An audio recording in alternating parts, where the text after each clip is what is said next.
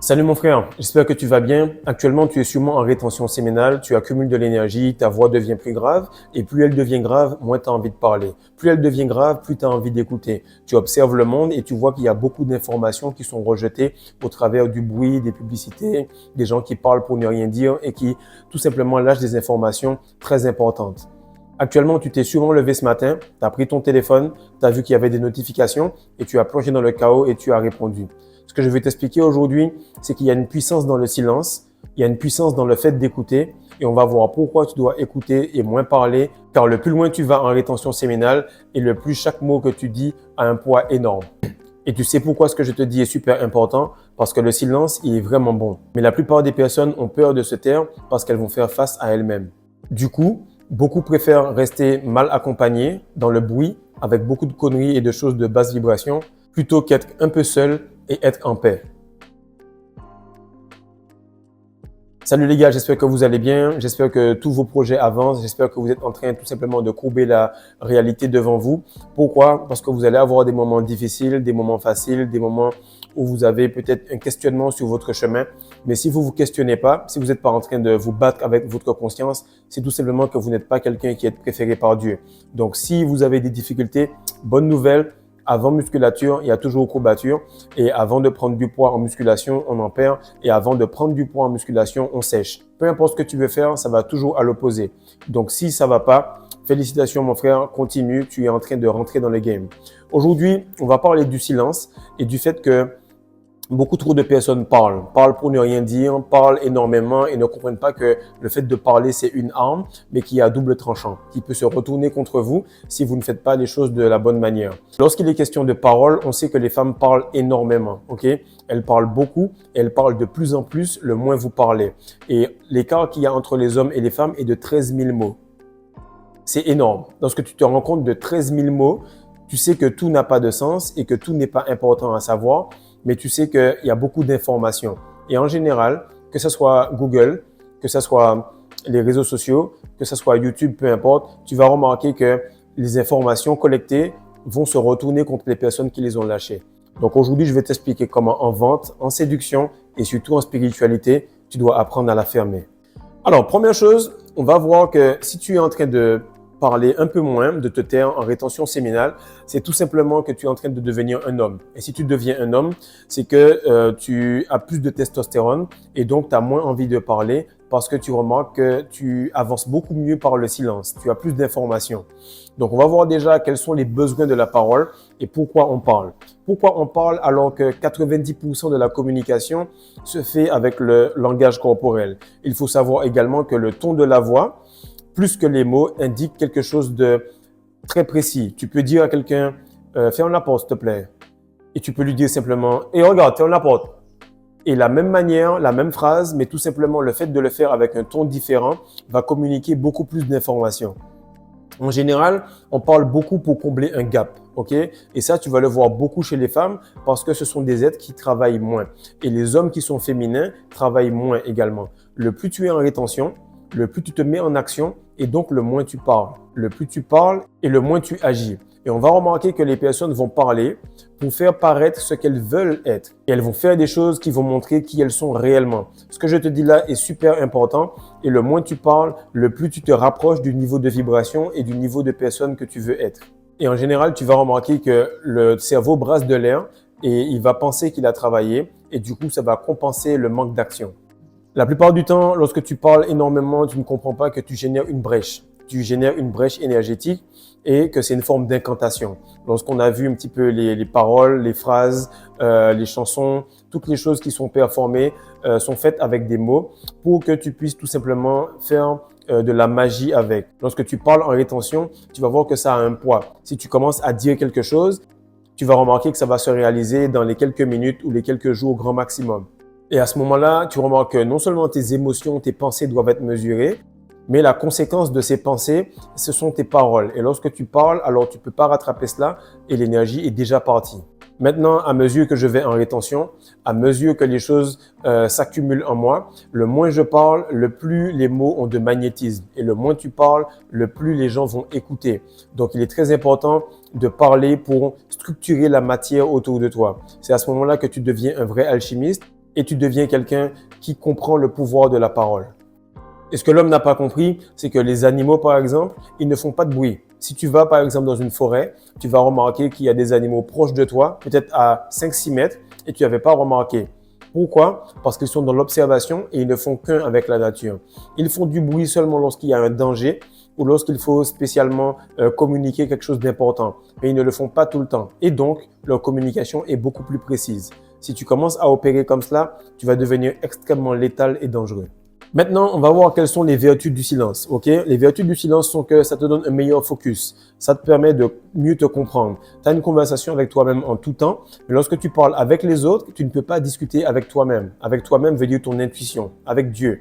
Et du coup, lorsque tu parles beaucoup avec les gens autour de toi, tu priorises l'extérieur sur l'intérieur. Et on sait que chaque fois qu'on priorise l'extérieur sur l'intérieur, on est sujet aux circonstances. Donc, on est féminin. Lorsque tu parles moins, tu as un pouvoir de prédation. Tu es autour des gens et tu collectes un peu les informations, les choses qu'ils disent. Tu apprends beaucoup plus vite lorsque tu parles moins et tu peux savoir exactement les failles des gens. Lorsque tu veux faire parler une meuf, tu l'écoutes, tu lui poses une question et tu reprends la fin de cette phrase pour lui reposer une question avec. À un certain moment, tu auras l'information que tu as besoin pour avoir ce que tu veux, pour performer et pour passer à la suite. Autre chose, c'est que lorsque tu continues à te taire, et que la personne parle et qu'en plus de te taire, tu fais taire la voix intérieure qui est à l'intérieur de toi, tu peux tout simplement écouter et comprendre exactement ce que la personne n'a pas dit. Parce que lorsqu'elle va parler, le ton de voix et surtout les gestes vont indiquer beaucoup de choses qu'elle n'a pas dit, mais qu'elle a vraiment envie de faire passer comme message. Donc, elle va parler plus pour compenser. Et du moment où tu vas te taire, tu vas paraître beaucoup plus sympathique et tu vas paraître beaucoup plus compréhensif alors que tu n'as rien fait. Encore une fois, lorsque tu fais moins, tu montes dans le pouvoir et lorsque tu fais plus, tu vas dans la force et tu galères. En général, lorsque tu vas prier, tu vas parler alors que tu parles à un Dieu qui sait déjà tout.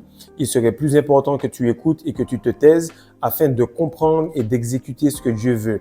Tu vas voir que Dieu ne discute pas spécialement comme s'il sortait de nuages et il te parlait. Faux. Tu vas comprendre que Dieu te parle au travers des cycles, au travers des chiffres, au travers des gens. Et lorsque tu vois dans les écrits, dans le Coran, dans la Bible, peu importe, Dieu a toujours communiqué au travers des personnes. Et lorsque tu vois les personnes autour de toi te dire certaines choses et que tu apprends à écouter les personnes, automatiquement tu écoutes Dieu. Chaque fois que je commence un coaching, je dis aux gars que vous êtes Dieu pour moi, donc je me dois de donner mon maximum. Car Dieu se manifeste au travers des gens et chaque partie a une fraction de Dieu en lui. Lorsque tu comprends cela, mon frère, tu marches de manière extrêmement précise et tu fais attention à la moindre chose que tu fais à la personne qui est en face de toi. Maintenant, lorsqu'il s'agit de vente et séduction, comme tu le sais, on est en vente et séduction, c'est mon point fort, j'aime beaucoup cela. Pourquoi? Parce que ça te permet de te développer énormément. Tu vas remarquer que si tu écoutes, ça va te rendre plus sympathique, comme on l'a dit. Et tu vas voir que le combat, il est gagné sur toi. Si tu apprends à la fermer, automatiquement, tu auras des informations sur la personne en face et tu pourras gagner le combat par la suite. Donc, le but est toujours de se taire en premier pour qu'on puisse collecter des informations par rapport à son opposant. Si tu veux gagner un match, tu regardes la vidéo, tu comprends les tendances de la personne, du coup, tu l'observes et ensuite, tu appliques ce qu'il faut pour la battre en match. Si tu veux avoir une fille, tu apprends à te taire, tu ne parles pas de toi, tu la laisses parler d'elle-même, elle te trouve sympathique et ensuite, tu perfores et tu fais ce qu'il y a à faire. Si tu veux entrer dans un cercle social, tu veux avoir des amis de notre calibre, tu commences à écouter ce qu'ils veulent. Ils n'ont pas besoin d'argent, du coup, tu essaies de comprendre ce que tu pourrais leur amener, ce que tu pourrais solutionner et à ce moment-là, tu vas migrer à un autre niveau. Se taire, c'est collecter des informations, c'est être le prédateur et c'est apprendre la patience. C'est apprendre à laisser les choses se manifester pendant que nous-mêmes, on puisse opérer et être en embuscade. Très important, il faut toujours écouter avec deux sens. Ok? Le premier, c'est avec tes oreilles et par la suite, tu vas écouter avec les yeux.